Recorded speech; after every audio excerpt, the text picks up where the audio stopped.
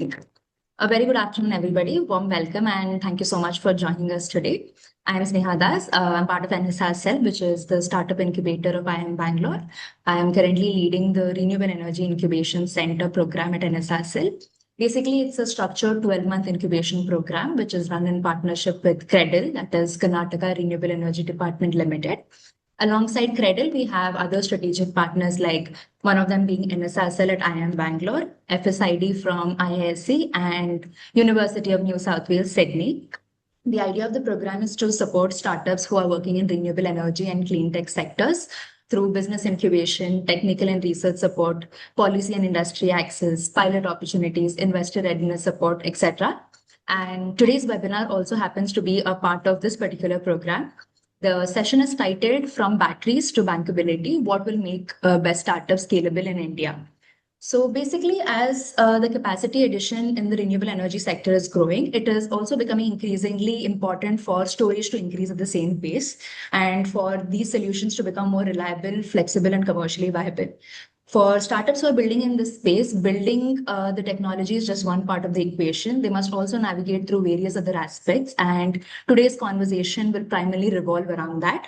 We are delighted to have with us our panelists, Amaranath sir, who is the CEO of KSPDCL. Welcome, sir, and thank you so much for joining us today. We have Ruchira Shukla, who is the CEO of Green Marble VC. Thank you so much for joining us today, Ruchira, and a warm welcome to you. And we also have Ankit Kherodiya, who is the CEO and co-founder of ReVx Energy. Thank you to all our panelists for joining us. Today's session will be moderated by Ankit. So I would like to hand over to Ankit right now for taking the conversation forward. Over to you, Ankit. Sure. Am I audible? Yes. Yeah. Okay. So good afternoon, everyone. And thanks, NSRCL, for giving me an opportunity to moderate this panel. So I would like to just start with a brief context on the India's energy sector, right? So roughly right now we have around 540 gigawatt of power generation, right? And out of that, roughly 50% is being generated by renewables, right? Which is basically solar, hydro, wind, and all of that combined. So the typical issue with renewable is it follows an inverted U, right? Which we all know, right? So at the daytime it peaks out, and then at the night when we really need it, solar is not available, right? So in that context, more and more storage is being introduced by governing body, right? Discoms, load dispenser, all of that, right? So because of this intermittent issue, we are seeing a lot of storage coming in play, right? Some of it is BESS pump hydro, which is coming, right? So my first question, I think that's where I want to start the conversation with Amar sir, would be what do you see? What are some of the potential technologies in storage space which are there? And from Credil perspective, where do you see storage market, right? Because Credil is giving a lot of tenders towards both, I think, in pump storage as well as in BESS, right? So where do you see overall storage market going towards? While Amar sir comes up, right? I think Ruchira, so like in this overall storage gamut of things, right? There are yeah. So in overall storage of things, right? There are multiple technologies which are being explored, right? For example, pump hydro, I think right now it is around its 7 gigawatt, and it is going towards 100 gigawatt, right? BESS is right now at 2 to 3 gigawatt, and it is going to around 350 gigawatt till 2033, right?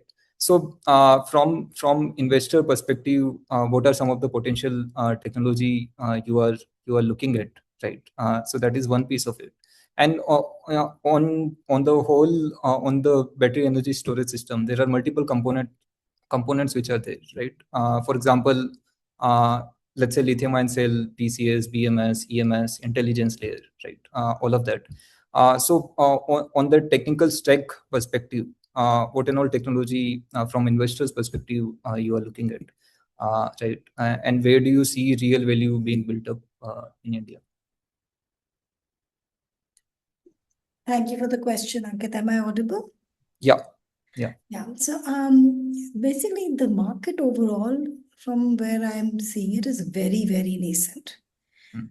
In every perspective, from every perspective that you look at it, even if you step back and say overall storage needs for the country, the overall storage needs for the country are compounding. Every report says that, and I think we are probably underestimating how much storage will be needed. And that ties back to the fact that the country overall is seeing a huge surge in electricity demand. Driven, 3 or 4 triggers that keep getting talked about is AI, data centers, a lot of data centers being planned in the country. The country's increasing electric vehicle penetration, and we're coming off a very, very tiny base for a very large country. So the EV penetration, as it normalizes and catches up with other developed market, will itself put a lot of demand on the grid. And then overall, India is a growing economy which is progressing towards becoming a Viksit Bharat. And as that happens, it's not just EVs. We will need more air conditioning. We will need more home appliances. So overall, as every household grows from being a middle or lower middle income to a higher middle income, its energy consumption constantly increases. In fact, if you look at the GDP per capita graph to energy consumption per capita graph across continents for the last 4 decades, you will see a linear curve, which means that there's no other way that this is going. It is going to compound much more than any report outlines today.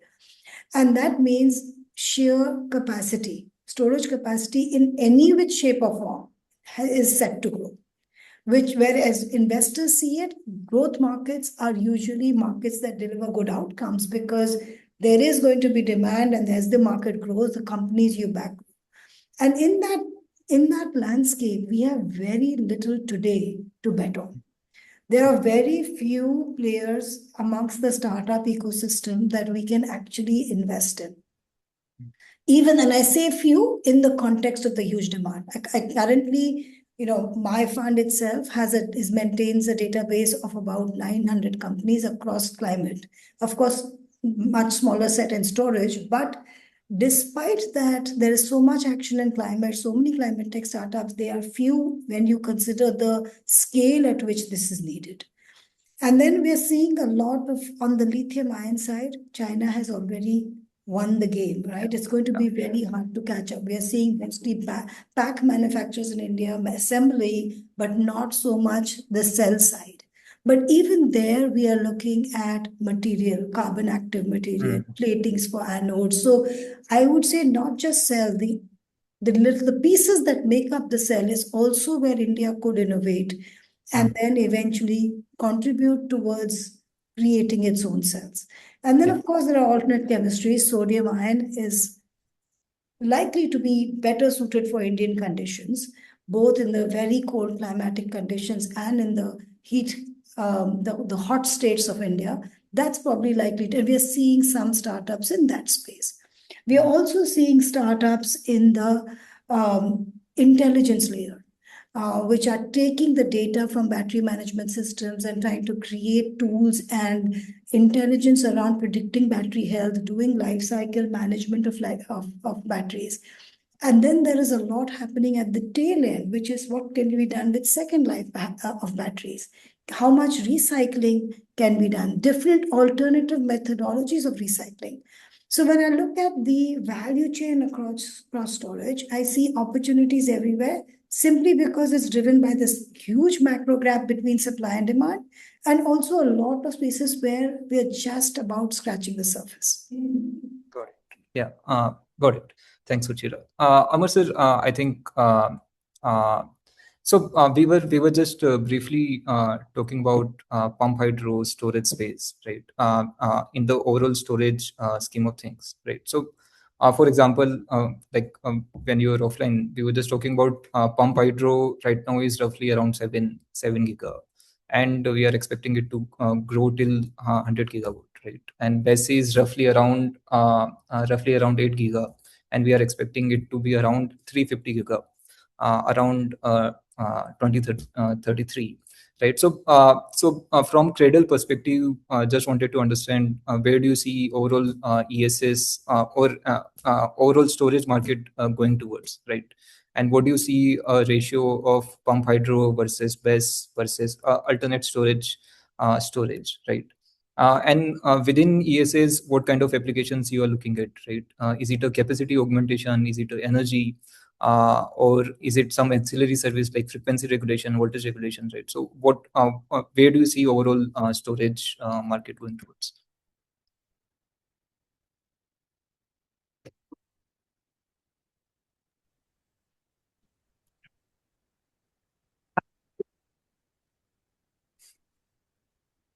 So your voice is breaking again.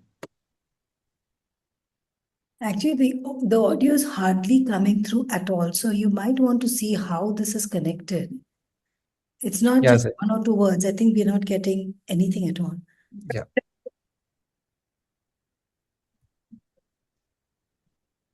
Perhaps just connect from the laptop. That might make it easier.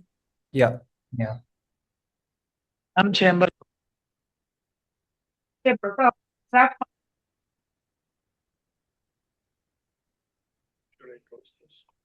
Yeah, so I think meanwhile Amar sir comes up. Ruchira, another thing would be like, so with respect to alternate chemistry you talked about, right? So like right now lithium is majorly dominated by China, right? Yeah. So what kind of other alternative chemistry bet you are seeing in India, right? So for example, zinc gel is one, sodium is another, right? Redox flow battery, vanadium flow battery, right? So what kind of other chemistry you are seeing across startup ecosystem being built up, right? And we've where do you seen- see yeah. it going? Yeah. Those are the ones we've seen. So you've mentioned pretty much all of them. Redox flow batteries, we've seen the iron air batteries, we've Yeah. seen. So we could talk about a more breadth of chemistries coming in, but I'd also like to see more alternative players within the same space. Like right now, of the companies that we have mapped in the sodium ion space, we've seen about 5. That's too few. Either we've not discovered them or they're not, more of them need to be created.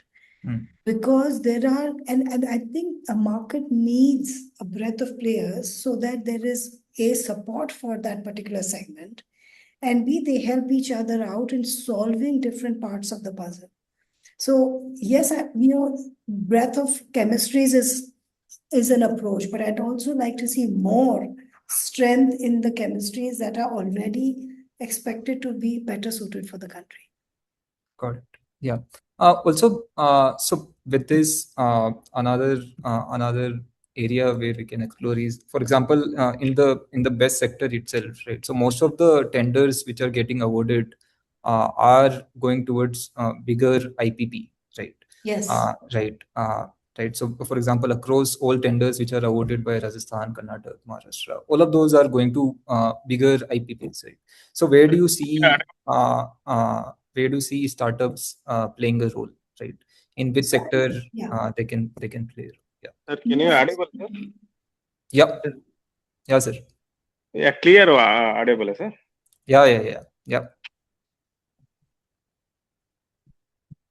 Yeah. So to answer while Mr. Amar comes in, this is not new, right? Wherever there are large projects being awarded, tenders tend to go to larger players. Why? Because they put together the full offering and have more punch in their submissions. They can price it right, they can think of the whole holistic deployment of whatever's needed.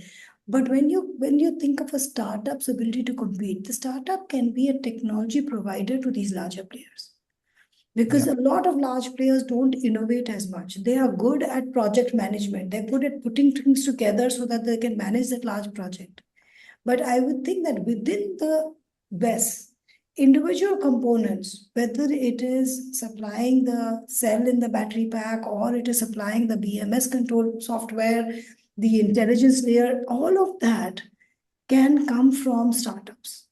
And that's where either the structure of those tenders needs to be such that a big project manager comes with plug-in partners and they come in jointly to participate, or even if the contract's not structured like that, most of those large players will and should be encouraged to bring in startups to provide those individual solutions that make up the whole. I think Mr. Amar is trying to come in again. Yeah. Hi, Amar sir. Are you able to hear us?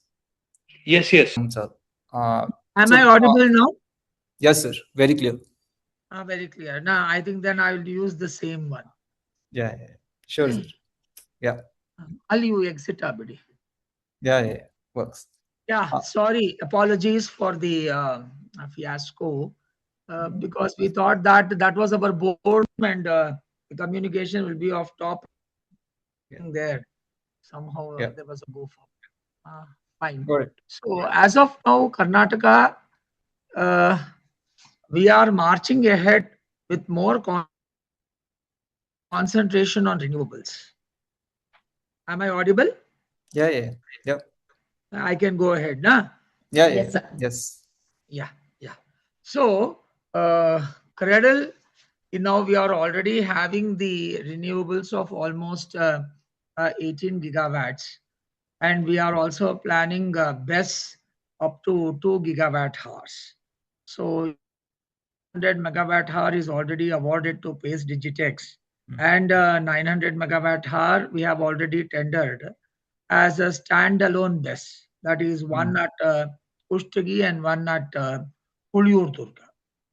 Basically, this concept storage is more important for Karnataka because we have a high range of renewables with respect to solar. Whereas the demand will not be so high in the daytime. So that was why we thought of putting up a storage so that in the daytime, when we are having excess of power, can be pushed into the storage. And later at peak time, we will be making use of it for evening peaks or say morning peaks as the situation demands. So this was how we really started with BESS. To be very frank, our first BESS for Cradle, 1100 megawatt hour, we are not adding any transmission element, which is the hallmark of the project, because the transmission element is already there in Pavagada Solar Park 400 watt 220 kV station of Power Grid. So which is idle in the evening time. So due to which under the regulation 5.2, we have applied for 1100 megawatt hours so that we are going to push this directly into the storage and only a small portion will trickle into the main grid. And the 900 megawatt hours is purely standalone BESS. With this also, KPTCL is coming up with another 1 gigawatt hour. So out of which I think they must have awarded around 500 megawatt hours. That work is also in progress on similar lines. Yani, when the renewable energy is pumping at its peak, so we will be able to push that into the storage system and retrieve it back when we really require, say in the evening peak or in the morning peak. So this is how the BESS is shaping in the state of Karnataka as well as in the other parts of the country also. Add to this, we also have the VGF funding which is coming. So almost it is 18 lakhs per megawatt offered by MNRE for the 1100 megawatt hour. We have also proposed the same for the 900 megawatt hour also. Similar projects are coming in the other parts of the country also. So the main hurdle, or rather, when we talk about self-sustainability and etc., once again, it is the lithium ion which is playing. So that means we are going to push all these buckets into China. Instead of having self-sustenance Bharat and etc. We are going to push all these for the what you call the shelf products, which are very, very readily available in China. So instead, our main focus should also be having some incubation only for RE. How the existing RE can be doubled or tripled. Just to quote a small example, when we established Pavagada Solar Park in 2019, the size of the maximum photovoltaic cell around 74 watts peak. Today it has gone up to 725 watt peak. So we have to think on what lines, how the renovation and modernization can be done to upsize the existing solar plants, existing wind plants, biomass, etc.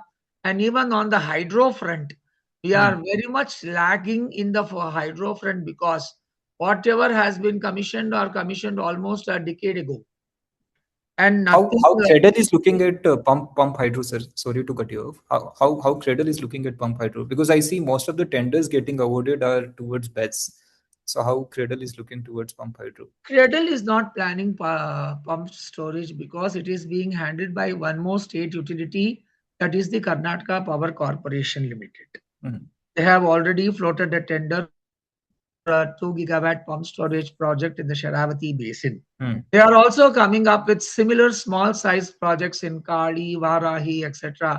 So Sharavati, with all its legal blocks, which they are foreseeing to overcome, because some of the landowners are not ready to their land. With all these difficulties and challenges, we hope to overcome that and put up a Sharavati pumped hydro storage, say by 2030. That is the focus. So if the Sharavati is really a success, then bonus can also be given on the Varahi, Kali, and other river basins in the state. But the main disadvantage with this is, as we are facing today, now we have the monsoon has already left us out. We are not having the monsoon which cast, or rather which we expected. So today, what is happening in this with this monsoon? If the river basins are depleted, then automatically you have to 100% depend on the conventional, yani coal only, thermal only. So keeping all this, we have to see, we have to work out how best we can overcome these challenges to see what happens in scenario monsoon is bad, in a good scenario when monsoon is good, or when you are having a hyper rainfall. Because even then, in some cases, we are unable to really utilize our full share of the hydropower projects. With all this in mind, we have to see we can really march with respect to the energy storage systems. Got it. So, sir, you talked about, I think this question is to you and Ruchira both. So we talked about viability gap funding, right, which is roughly like 20%, 18 lakh per megawatt, right? Like what is happening in solar, they have ALMM, right, approved list of module manufacturers. So do you see same trend going towards ALBM, right, which is already, I think, in the draft stage, right, approved list of battery manufacturers, right, or the component manufacturer? So shouldn't be in the VGF scheme, there should be localization mandate, at least on the intelligence layer. Do you see it coming up? How do you see that localization? It is already made portion of the tender. So the MNRE has made it very clear. In case you are going to avail VGF, then automatically at least 30% of the awards should be given towards the locals one, and particularly with respect to artificially intelligence and other sites. There has to be focus, and it should be awarded to locals only. This is already there as per the circular of the MNRE.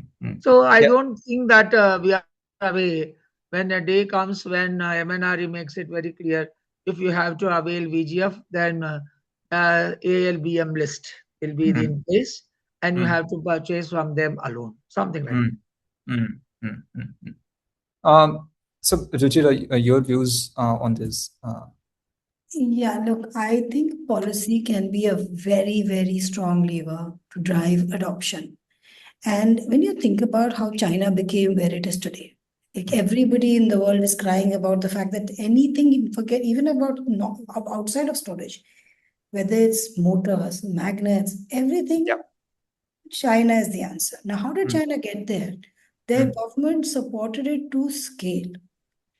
And I think policy, therefore, can become a very strong lever where the government, not just to avail of VGF, but in general, should mandate domestic procurement of these technologies. We can't become we can't become a dumping ground for cheap stuff that comes and goes away as and when. So, earlier in this year, solar cells, the tariff structure had changed, and therefore the solar cells in India became 10x more expensive, which threw out of whack the IRR of solar projects that had already contracted PPAs.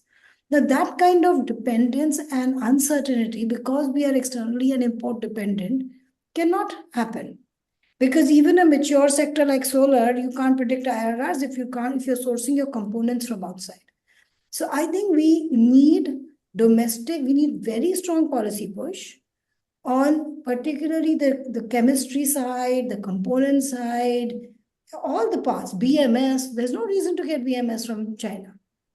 And it should come with or without VGF. You just mandate it, and you will see how did EV adoption scale in the country because of the policy mandates.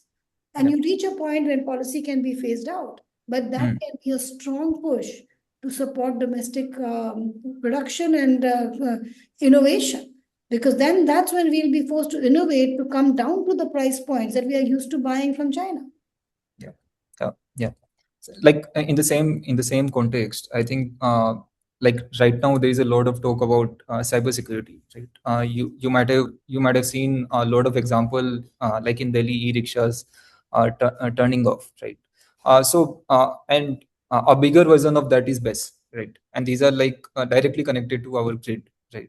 Almost like a national security issue. So to Amar sir, how do you see Cradle enforcing cybersecurity mandate on this, right? And if the intelligence layer is bought out item, right, which it is right now, so how do you see us mandating that cybersecurity, right? And in the same context, I think intelligence. That's why intelligence layer actually becomes very important for us to do ourselves, right? And so to Ruchira, how do you see? I mean, on the intelligence layer of things, right? How do you see companies coming up, right? And what and all different kind of companies you are seeing? Yeah. So Amar sir, to start with, so once we are availing VGF, so automatically cybersecurity has to be given to Indian people only. It cannot be outsourced.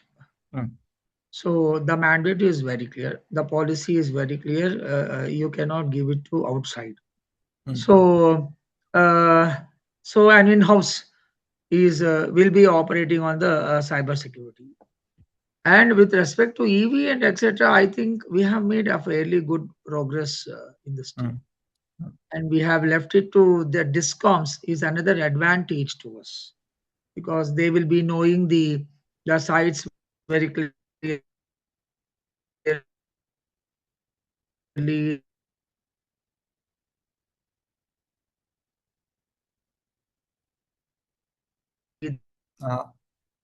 Sneha, are you able to hear him? No, I think we have lost Amar sir. Sir, we are unable to hear you. And also the video is stuck right now. Will it be easier? Should we all switch off our videos and let maybe then the bandwidth at his end is more consumed only by audio? Credentials very clearly, and the distribute the EV also. First back. Yeah, I'm audible, na? Yes. Now you are. Now again, sir. Sorry, we lost in between.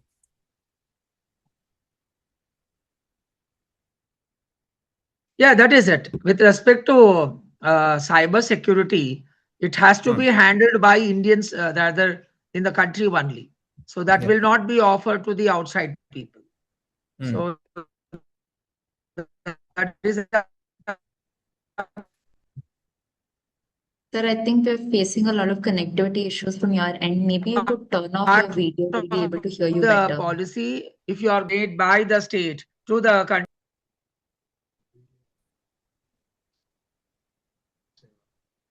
Got it. Okay, sir. Probably Ruchira, you can. Yeah, so I echo the sentiment that look, energy is core.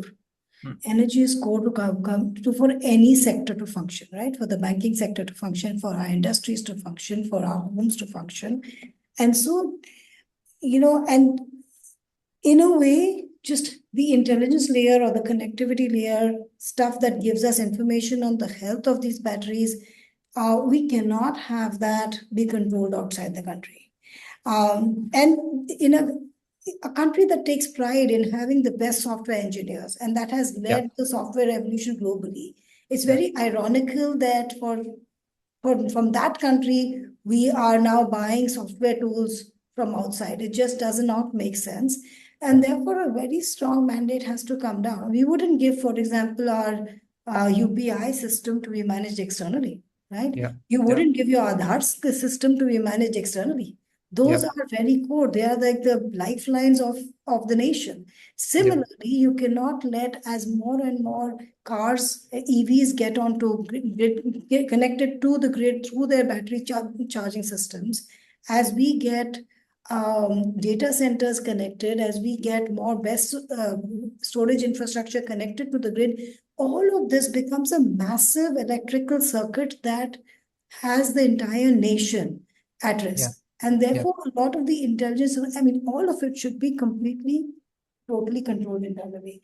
I think we have not focused on it as much because storage has not been a big part of our grid thus far.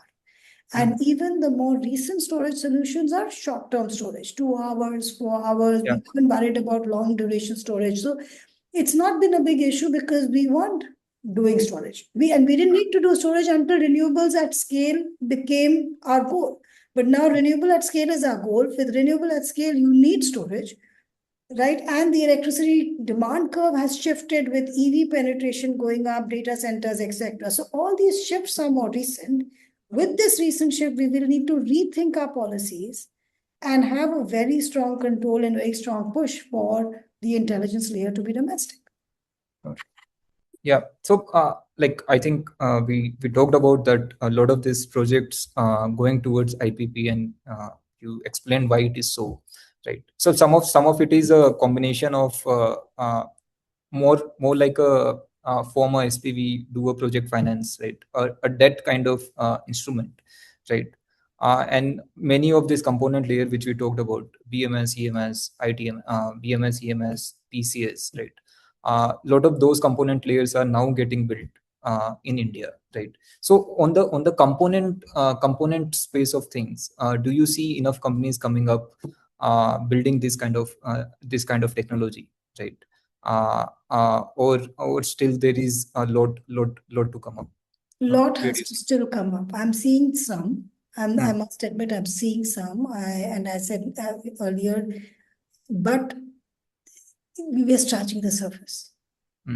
For a country as big as India, for the current state of dependence on China, we need to see a lot more. We need incubation programs that are entirely focused on these themes, so that we should discover these companies in hundreds, not in fives and tens. And then we should support them to scale. Right? India should say, okay, these are the 200 companies that we're going to scale for this particular component, and then see the top 10 or 20 that actually make it, because not everyone will be able to make it. Correct. Yeah. I think very similar approach which China has taken, right? They have incentivized 100 200 companies, right, in a particular segment, and out of that 4 or 5 emerged as a top player in the world, right? I think that's what you are mentioning. Now coming to another topic, right, on the storage. So when we talk about storage, either it can be large storage like container side storage, which is majorly coming from tendering market, right? Most of the discoms are giving these tenders. But what about storage, like residential, commercial, right? Residential and CNI, right? Which is also getting converted. Now the theory of lead acid to lithium conversion is very strong, right? So do you see there is enough, because in the large storage, right, like 5 megawatt hour, 6 megawatt hour, like, I mean, I think startups can't play in that unless and until significant equity or debt is raised. But what about residential and commercial? Do you see there enough space for startups to play, right? With their innovative technology, either at the thermal side of things, right? Let's say at the battery pack, if they manage thermal, or if the intelligence layer is good. Do you see enough play at residential and commercial for startup? Yeah, I think sorry, is there background noise at my end?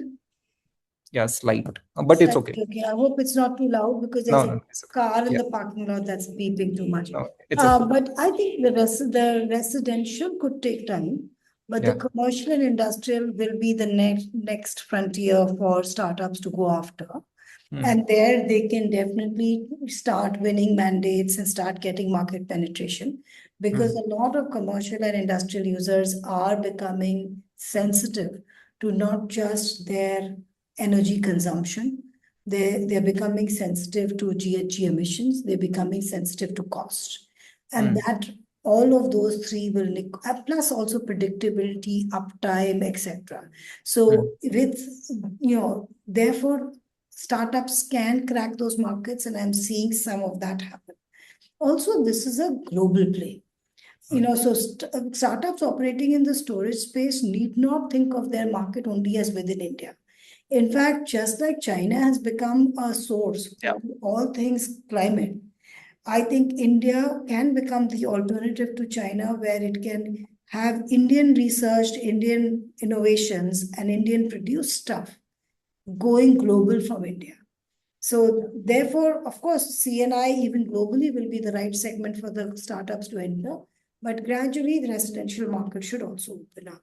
And then coming back to your point about, big deployments, can startups compete? I think startups can compete by partnering with the bigger players. As I was saying earlier at the beginning of this session, that part of it can, it's a two-pronged approach. Part of it could be the bigger players needing innovation and then therefore partnering with startups. But also some of it should come from the people who put out these tenders. The entities that put out tenders should require the combination to come through, because the advantage of large companies is their scale, their experience, their financial breadth, and balance sheets. But oftentimes they don't have that innovative engine. So if you want innovation as well as scale, you would want the two to partner. Good. Yeah. Amar sir, I think we were discussing with Ruchira also about the alternate chemistry bets, right? So so of course most of the tenders are coming on the LFP space, right? So are we also seeing enough traction in alternate chemistry? Are we taking enough bet on the demand side of thing for alternate chemistry? Right. So from Cradle perspective, or are you seeing enough movement on the alternate chemistries? Just to quote an example, Yeah. I think I had discussed this with you earlier also. SECI had a two-part tender. So where one part tender is only for handling power in the peak hour. So peak hour, if it is 100%, the next peak hour 50%, the third peak hour it is another 50%. So yani 100%, 50%, and 25%. So this will happen the first 3 hours in the morning and the first 3 hours in the evening, between 6 and 9. So there will be one tariff only for this. And for the other time, whatever you are going to inject, there is going to be a second tariff. So it automatically narrows down to the quantum in which you are able to supply. So the companies are allowed that bandwidth to have a combination of solar, wind, as well as BESS. To quote a good example, in one of the companies which I visited 2 months back, though 1 year has been completed after commissioning of the BESS, the utilization of BESS is only 60%. Yani they have saved so much by utilizing solar and wind. So basically, if you have such parts of tender, it will encourage these startups or it will encourage the developers to have a management science within them to meet the demand side management or demand side requirement. It may so happen that when you have a good wind, you need not turn on your BESS at all. Or if you have a good solar up to the evening time, it may make good to some portion the requirement in the evening peak also, or the last portions of the morning peak also. So like this, it depends on the demand. If there is a good demand and you are allowing the people to participate with more flair in combinations, and the combinations should not be restricted. The developers should be given an open hand in handling this power, so that will yield us better results. In this particular case, which I can cite, the quantum was 120 megawatts, which was made use for the 120, 60, and 30 in the evening.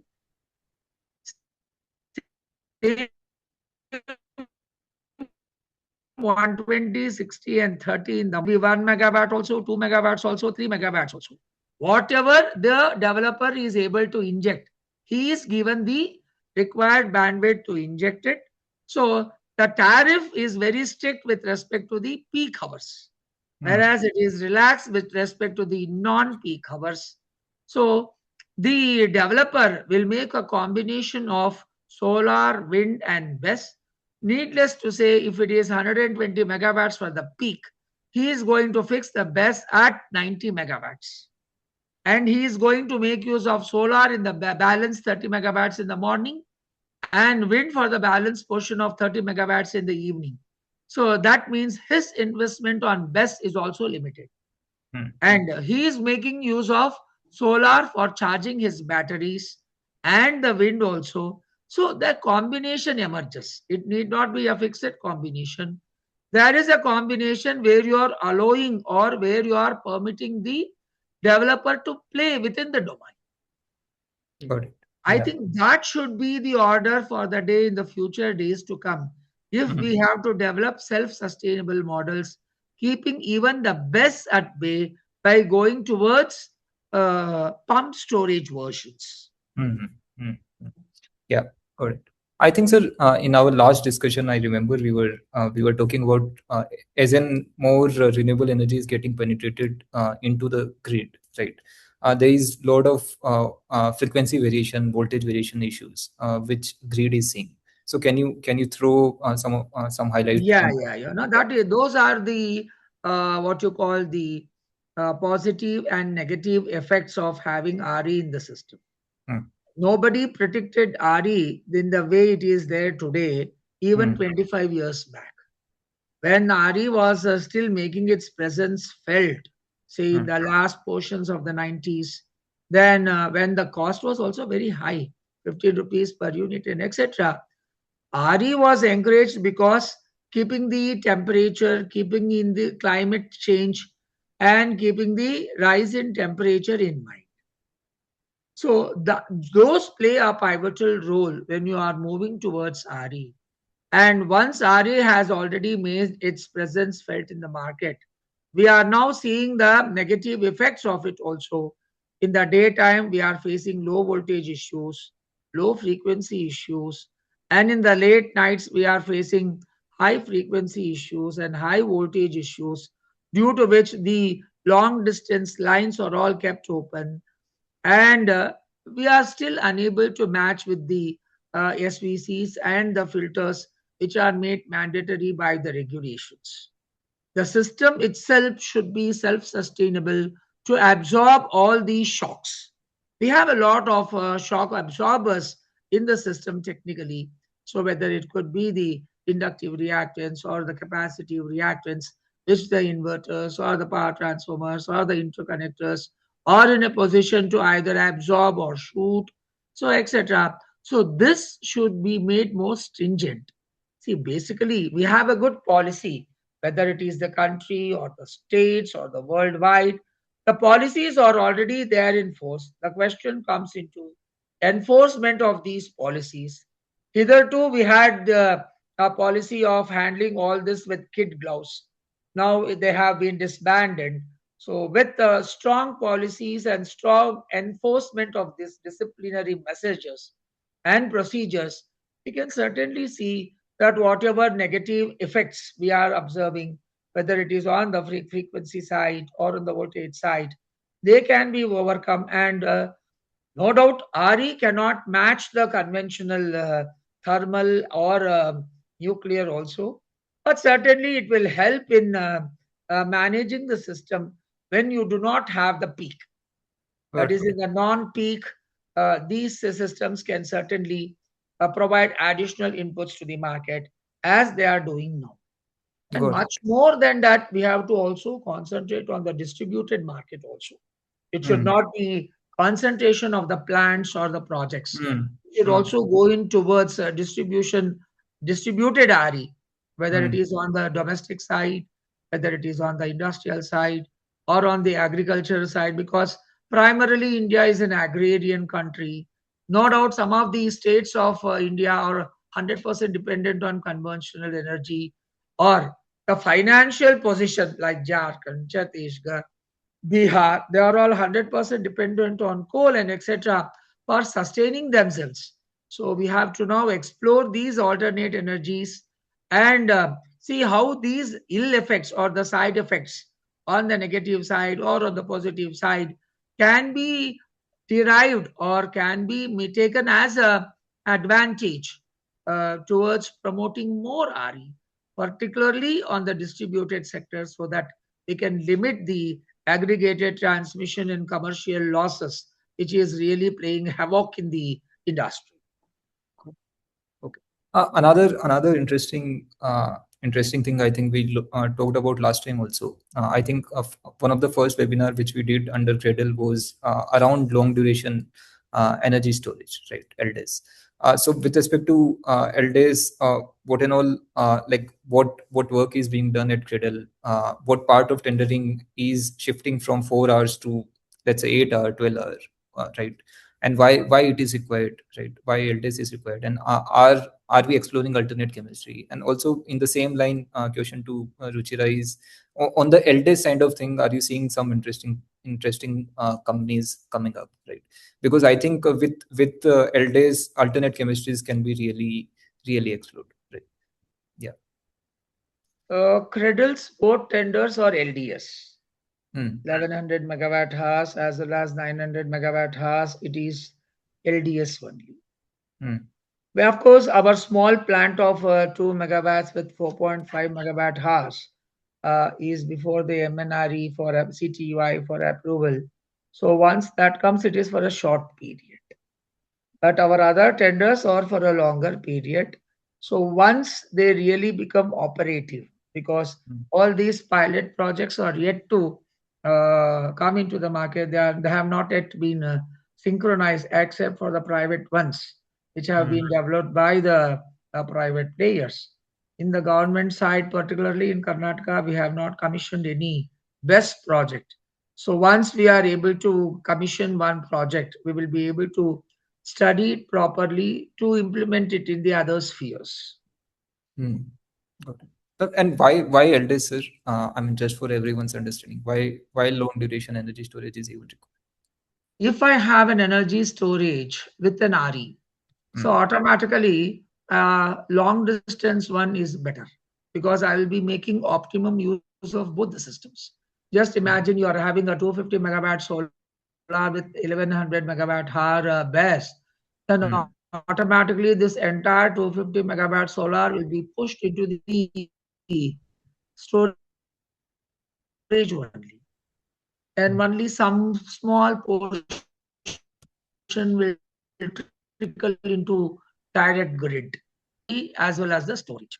And when standalone storage, basically what happens in summer, the best storage happens faster. Whereas when it comes to winter, and if it is directly BESS, depending on basically the BESS is being promoted as standalone, only to tap it as the RE is more in the solar periods and in the wind periods, particularly in the daytime and the nighttime respectively. So keeping the bonus on that, it is better to charge these systems for a longer duration so that the discharge can also be there for a longer. And the switch is in your hands. If the storage is for a longer period and the switch is in your hands, you have the privilege of cutting down the hydro, cutting down the thermal, or cutting down any system when it is not necessary and your BESS is able to deliver. Yeah, understood. Ruchira, do you like with respect to LTS, are you seeing any interesting? I'm seeing some which are modular in nature and they are designed. One example that comes to mind is a vanadium redox flow battery system that can go from 4 hours to 12 hours. So it can go, towards from the short duration all the way to the long duration. Some of those I am seeing, but I want to see a lot more. So like I said at the start as well, like I want all founders listening to this to say, we are seeing huge gaps across the spectrum. So, we need hundreds, not single digits. Correct. Amar sir, when we standalone talks about this, right? So there is always a revenue stacking which can be enabled, right? So for example, just for being there, just for your capacity being there, there can be one PPA, right? Just for energy being pushed out, there can be another PPA, right? And just for frequency regulation, so there can be a revenue stacking in place, right? So how it can be enabled on the regulatory side of things, right? And what kind of various innovative revenue stacking you are seeing in the market? What we are actually planning is a stringent penalty. If the developer is not able to meet the round trip efficiency, so we are imposing a strict penalty. That is one way of imposing things the way we really want. And the second thing, which is very important, is there was a discussion that the BESS, there has to be a discharge every day and etc. So now, if the tab or if the pressure on the discharge is on the distribution companies themselves, because when we talk about standalone BESS, the onus of charging is also on the distributing companies. And the onus of discharge is also on the distribution companies only. So ultimately, what can be really done for reviewing the finance restructuring of this is the developers. Of course, this is still in a very infant stage, but this can always be foreseen. The developer should be given an option of putting the system in place as per the demand of the transmission utility on load scheduling and forecasting, which is already there. You have a mechanism which is already there, wherein the developer submits his load scheduling, forecasting, and etc. Some multiple taps should be provided to the developer to meet it, so that it should not be compulsory that the entire stored voltage should be discharged on the same day. See, for example, 900 megawatt hours is what we are seeing as a standalone. So there need not be a demand that the entire 900 megawatt should be discharged on the same day. So depending on the weather, depending on the forecast, depending on the demand, we can have multiple taps on this 900 megawatts, so that there is a leverage of the developer also to make maximum use of the BESS.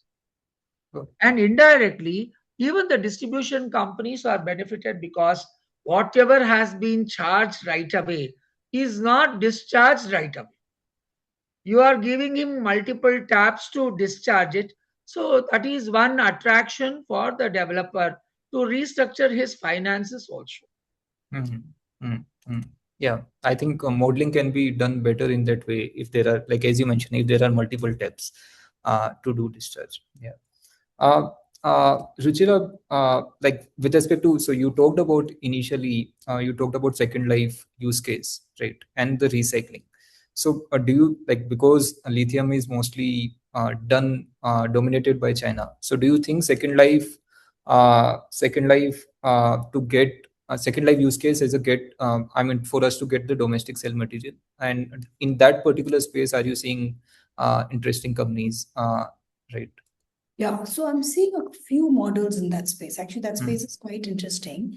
I'm seeing the model where people are working on, extracting the minerals and the materials from recycling. So there is that model, which is, I think, the most advanced, where you see a lot of large players, Loham, Atero, and the like. Then there are players who have, startup that I've seen who are looking at the parts, but without going all the way down to the minerals, and saying, if I unpack a battery and the cells are not all completely gone, some cells still have some life left, some cells. So can you reuse some of those cells by unpacking the battery and then giving those cells a new life? So those kind of players I've also seen. And there are different models even within these two. So there are slight variations, etc.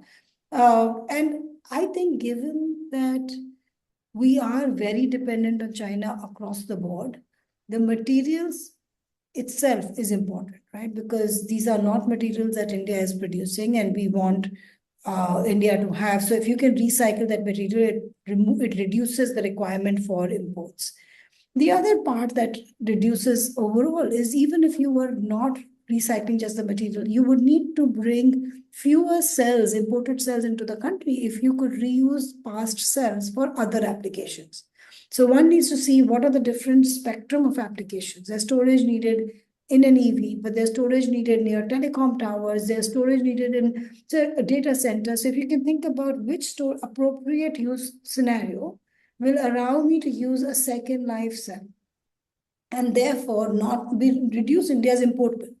Another related fact which struck me, pretty hard, was that today, if you add up all the climate tech products, not just cells and batteries, but magnets and motors and the stuff that we buy from China, electrolyzers, etc., our import bill for climate technology products today is pretty high. And if you don't do anything about it, in a few years' time, it will exceed India's import of oil. When you're just realizing that fact alone makes you realize that everywhere you need to find ways to reduce demand until you have your own domestic capacity. So I look at the recycling space as a space that allows us to reduce demand, either for materials or for the component itself. Got it. Understood. Another domain in which I think a lot of work which is already ongoing is towards safety, compliance, standards, certification, right? So as a matter of fact, right now we don't have any large BESS container testing facility in India, right? It is getting built up, but as of now we don't have, right? So with respect to that, do you see, like, to avoid, for example, thermal runaway, right? Do you see a lot of facilities coming up, or already there is work ongoing, right? So this is to Amar sir. Do you see, like, for example, RI with respect to EV, they are doing a lot of work. So do you see a lot of things coming up in the safety standard certification side of things? Pretty advanced is being made in this segment, because when we joined the energy sector 35 years back, what was there and what is there today, there is a lot of difference. So we had a lot of analogous relays and etc., which have been replaced by numerical relays. The same holds good even for the distance relays and etc. So I think with more investment into this sector, into this field, particularly the RE, because that is where I think that is how even China has progressed. in one of our meetings with the New South Wales representatives, we were told that China is paying a lot of money to New South Wales for what do you call that? Original designs. Does design being patent. So a lot of money as patent is being paid to Australian New South Wales University by some of the major companies of China for could be for solar cells, for BESS, or for cyber security, AI, and other segments. So similarly, that is the main objective of Cradle, promoting the incubation center, which and Cradle is the first agency, government-owned agency in the entire country to put up an incubation solely for RE. So we look forward to a lot of investment in this. So with active participation from Indian Institute of Science as well as the Indian Institute of Management and making use of the lab facilities being provided by New South Wales for having some of the best labs and developing some indigenous systems in the country so that our dependence on the other country is limited. We cannot tell we can totally stop dependence on the other countries because after all it is Vasudhaiva Kutumbakam, our PM being speaking about it more rationally at every place he visits. So we would like to have a lot of investment in this incubation.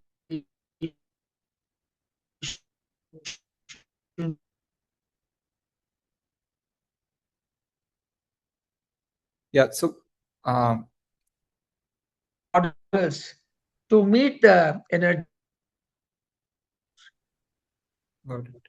So I mean, just directly coming to this, like, so there is a incubation, right? I think one of the first which is getting launched by Cradle, right? Specifically for RE. So under this, what in all different themes you are exploring? What in all, like, is it chemistry, alternate chemistries? Is it component?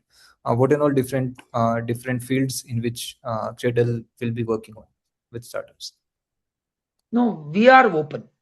We are open. It can be in any field. It can be physics, it could be chemistry, or it could be management science, or it could be development of models, it could be security, it could be protections, it could be even the earth mats. I don't know whether some of you are aware of very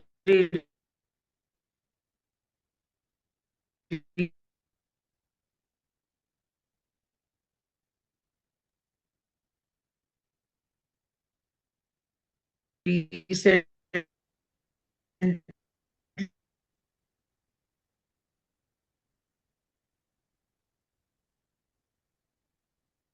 I think we've lost you. You're not audible.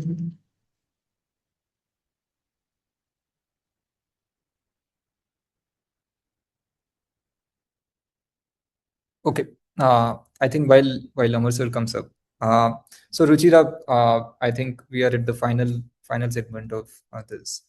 So like where do you see overall storage landscape going towards, right?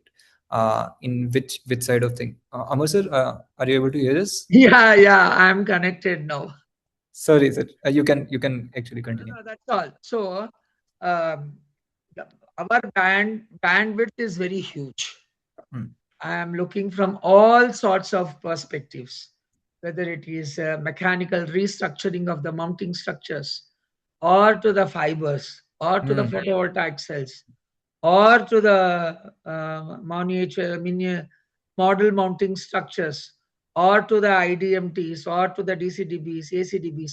There is a whole lot of area which is open for investment and modernization, which I am looking really for to working with you.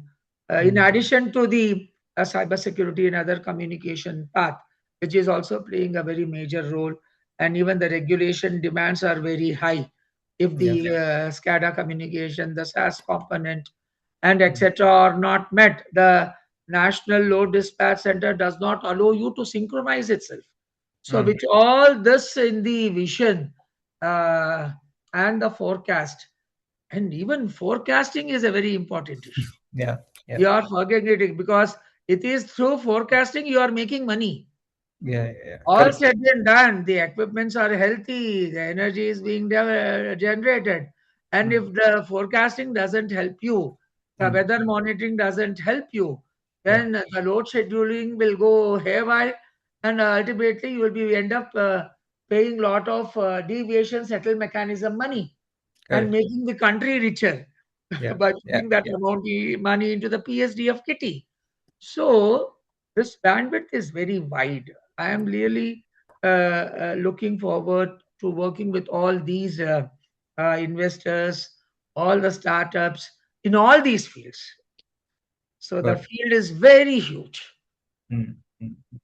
So Ruchira, Amar sir talked about forecasting, right? Very, very interesting area, right? So with respect to forecasting, have you seen some of the companies and what and all, like with respect to forecasting, load scheduling, and specifically on the intelligence layer, what and all different kind of companies you are looking at? Yeah. Yeah, we're working very closely with GAP. GAP is the Global Energy Alliance for People and Planet, and they have run now 3 cohorts. This is the 3rd cohort that of call for applications for innovators around grid transformation. So the theme is as broad as grid transformation, but it ties very closely to creating digital twins of existing grids and then using that to layer on and then get that intelligence to figure out demand management at the user level, load management across all the equipment within the grid, and therefore better forecasting and better management. And that should allow for better pricing management. But that definitely still reinforces the need for better storage. So you can't do, you can have the smartest tools out there, but if you don't have the storage, you can't manage the fact that renewable energy inherently is intermittent and it needs to go into a grid where the peaks and non-peak may not match the generation of energy. So you need storage anyway, and you need that smart layer alongside that. So I've been working with them. We are, as a fund, we are part of the jury. And every year they've been backing, evaluating a whole bunch of startups and bringing about 20 or 30 to the fore, which then get showcased because they are the most likely to succeed, and VCs like ourselves then back them. So we're working with them on that front. Correct. Yeah. So I think a final question before we open for Q&A, right? Would be so let's say in 2033, how do you see overall Indian storage space going towards, right? What do you see? How do you envision it? You want to go first? Ruchira for you. Okay, I can go first. So I'm an optimist, right? My fund is entirely dedicated to climate solutions for a reason. And this is despite having invested across all the other sectors over the last 20 years, having led India's tech investment for a platform like IFC, where we were doing e-logistics, Shadowfax, BlackBuck. These are the companies we backed, MedGenome, 1MG. You would have heard of most, Kuku FM, a lot of these different sectors. Now, a fund that is completely dedicated to climate solutions. Because I'm a strong believer that India is currently in the center of a perfect storm. It's a huge market. Other than China, no other country can boast of this scale. And therefore, we have this huge demand curve. It's a rising and growing economy, which is fast developing, incomes are increasing. And therefore, as I spoke earlier in this conversation about this huge demand of energy that's going to be required. And tall ambition to become net zero by 2070, which means you have to shift towards renewable energy. You have to be mindful of energy consumption across sectors, whether it's industrial, commercial, or consumer. And we have increasing awareness. We have capital pools that are opening up, government capital pools that are opening up, various policy levers that are, multiple policy levers pushing in the same direction. And we have a mature base of founders that have learned their lessons from other sectors. They've worked at other startups. India has had a thriving startup ecosystem for almost 25 years. So it creates the perfect set of circumstances which should lead to innovation across the board, and definitely in this big space of storage where a lot needs to be done. So between now and 2023, I think we're going to learn our lessons. It's going to take some time, but by 2033, 35, that time frame, India should be well positioned to provide storage solutions, not just for its own needs that reduce our import dependence, but also to other countries. India can be a supplier of these solutions to Southeast Asia, to Africa, to Europe. Large parts of Europe want a China plus one, the alternative. And that's what India is well equipped to provide, because India can give quality, India can give scale, India can give cost advantages, as well as it's the land that is trusted. So the combination of quality, cost, scale, and trust, India is the only nation that is well positioned to provide that.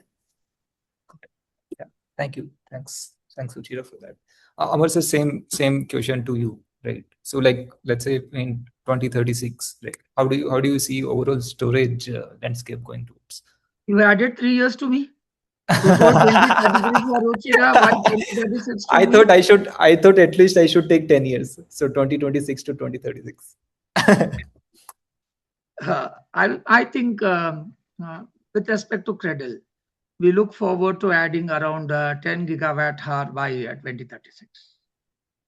And when it comes to the nation, I think it could go almost near to 150 gigawatt hour, very close to that by the end of 2036. Because now it is all about management. Yeah. If 20 years back, it was all about generation. Today, more than generation, it is all about how you are managing your projects, whether it is going to be a combination, standalone, or it is something else. We do not know. 10 years is too far. We do not know. There could be a totally different system which might come. We are already today, we are not planning anything on having electricity from heat. We have a very huge coastline full of sand, and which is totally left unused. We are doing nothing with respect to tides, tidal generation, and etc. We have done nothing. We have done nothing regarding the geo plates. We are doing nothing. So it is high time we go towards exploring the non-explored regions in the RE, so that we can, and even waste management. We never spoke about waste management today. See, having a huge population is the best advantage to have a huge waste. So which is left untouched, whether it could be the including the dairy and etc. We have a variety of fields which are still unexplored. Tomorrow it could be their day, wherein the waste to energy could play a very vital role also. So like this, I think, because when you have a huge population, managing it is a very huge task. So as our Honorable PM tells wherever he goes, the huge population is not a liability. It is an advantage. It is an asset to you to deliver solutions to their problems. So similarly, with respect to this energy and etc., this huge diaspora, whatever we are having, that can be an asset. And we can derive a new thing, which it is like a magician's hat. You can have a rabbit or a goat. We do not know. Good. Thanks. On that note, I think, Sneha, can we open for Q&A? Yes, Ankit, I think we have a couple of questions already. We can probably take it up. It's in the Q&A tab. Would you like to read the question, or do you want me to? Can you do that? Sure. I think we'll take up the question that has been shot over here. We have a question from Arun M. Iyer. Focus Solar is well developed in China. Any plans on that along with other RE in India? If any of the panelists would like to address this. It has started. So we have to see how it really progresses. So we are optimistic that other RE like wind or waste to energy or heat energy, etc., they will certainly make its presence felt in another 10 years to come. Got it. Another question that we have is for cybersecurity end, how are entities like Credil ensuring that it is not repackaged product, not for repackage of foreign technology? Your thoughts on this, No, Amarnath I sir? think I already made it clear in my presentation that our tenders are very clear that it has to be a local only, and we are not depending on the inter-country for functioning or even for balancing it also. It has to be a local one. Got it. I think we have one question for you as well, Ruchira. I would like you to address that. The question reads, should Green Marble invest in Gen AI SaaS platform in the mobility segment? Yes, so I think, of course, we are a climate tech company, the climate tech fund focused on engineering innovations for energy, alternate materials, manufacturing decarbonization, agri-tech, and health tech. So anything in those subspaces with an engineering innovation, I emphasize that because we look for strong product IP. But if there's a startup in that space, they should definitely write to us. Got it. I think we have a couple of other questions as well. Another question that I read here is how much percentage of batteries are used in LFP chemistry?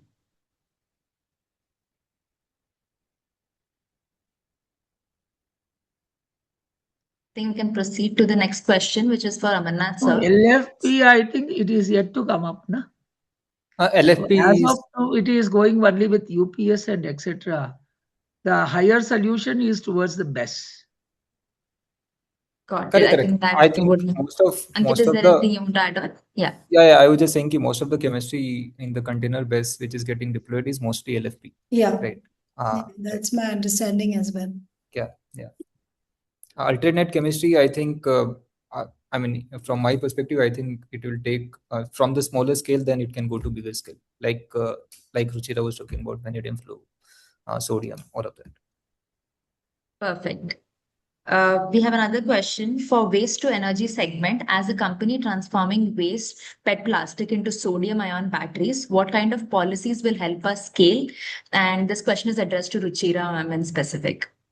Yeah, so I think in general, for some of these new chemistries, and this applies to your solution as well, I've spent some time with sodium ion battery startups. They struggle with initial demand. Because people are so used, nobody wants to try a new chemistry and nobody wants to try anything new because it puts your current business at a risk. So the government policies need to incentivize early adopters to try new chemistries, either by giving some kind of downside risk protection, some kind of mandate that you're required to use this for some percentage of your business, and that is going to push adoption. Adoption will give scale, and that is going to bring down the cost and also give you proof points of viability. So I think any kind of mandated early adoption for these chemistries is where the policy levers should work. Amarnath sir, there's another question for you. Do you think alternative chemistries is feasible for a megawatt scale power storage? Where would you place green hydrogen in this dialogue? We are at it. We are already starting it in a small scale. But the demand has to be there. You know, Karnataka, during the Corona period, we were speaking so much about green hydrogen, but we did not have the transmission line, a robust transmission system availability on the coastal line for megawatt production of green hydrogen. So they were in the small scales.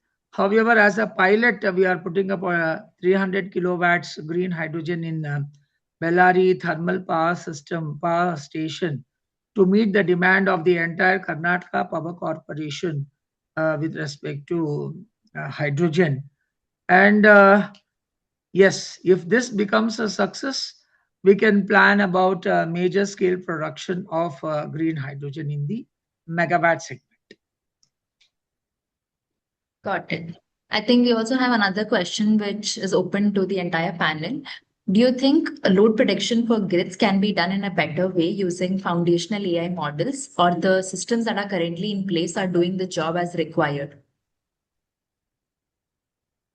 The current systems are okay, but basically what is happening is one huge cloud will spoil anybody's day. So it could be either on the solar side or on the wind side. The weather equations are totally unpredictable, and I think even AI may not be very successful in this, because once again it depends on what is being fed to it, what are the inputs being fed to it. So it is better to have a non-AI with respect to weather forecast and etc. Weather predictability. With the weather predictability, I think AI can be made use of for load forecasting.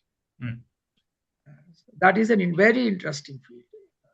Very recently, we had a summit by IIT engineers in Taj West End in Yeshwanthpur, where that was given as a subject, and we got some very successful results also by the new entrepreneurs, by the BTech students who had just completed their engineering. We got some of the good inputs. So that is one field, yes, where AI can be made use as a tool with good inputs supplied by the forecasters.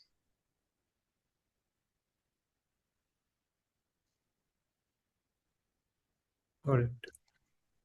Sneha? Yes. I think we have another question for Ruchira ma'am. The question reads, what exactly are the biggest problems or things that you do not look for from a storage startup?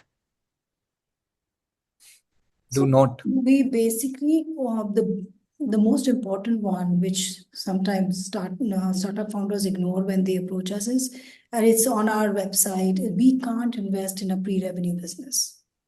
And so given a lot of the new storage solutions are so nascent, they're usually pre-revenue. And as my strategy says, I can only come in where a company is reaching at least 4 to 5 CR of revenue. So that becomes the biggest challenge. But what we do is we take pride as a fund in engaging prior to our investment, because we get to build a relationship with the management team. We get to witness their journey so that when our investment comes around, we have a better assessment of the risk reward equation with the company. So it's okay if you're pre-revenue, if you're working on something that's highly innovative that you think could solve some of the issues we've discussed today, do approach us, but be patient, because according to the mandate of my strategy, I cannot invest until revenues are, at least small amount of revenues are seen, but we can start engaging, we can help you think about your business better, we can start advising and supporting you, opening doors for you, etc., even before we invest.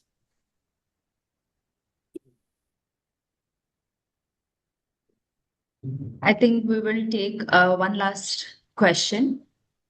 So there's one question wherein we would like to know the panel's any sort of comments or thoughts on circular life cycle intelligence beyond the intelligent systems of energy.